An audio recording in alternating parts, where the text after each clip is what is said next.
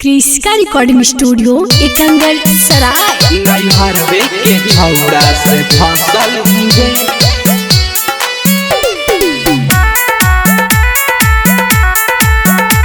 नैहर के छौड़ा से फसल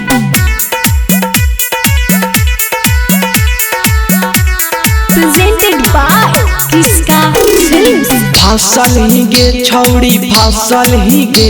नैहर के छौड़ा से फसल ही गे फसल ही गे छौड़ी फसल ही गे नैहर के छौड़ा से फसल ही गे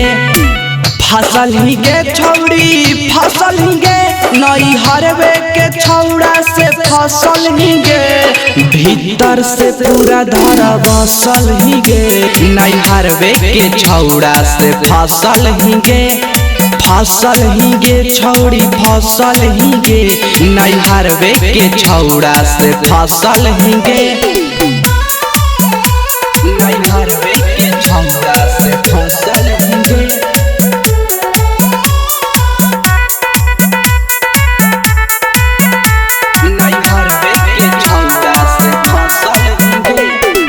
सब हम जाना हियो देवो हम खोली लब के तोरो फाइल के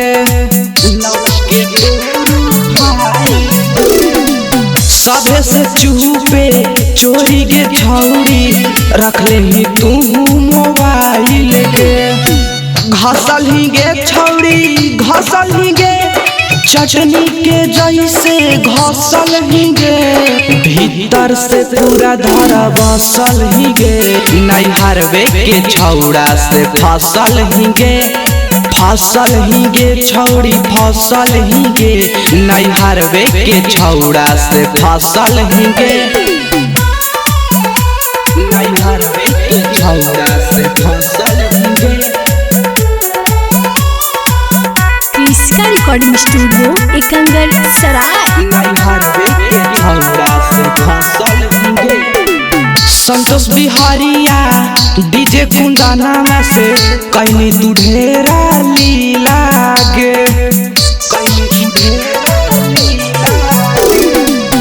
एही से तोरो टाइप बदनिया हो गेलो सब ढीला गे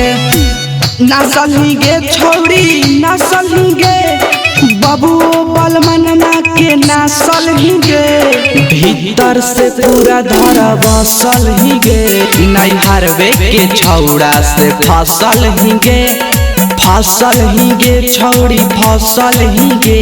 नैहर के छौड़ा से फसल ही गे क्रिस्का रिकॉर्डिंग स्टूडियो एकंगर सराय।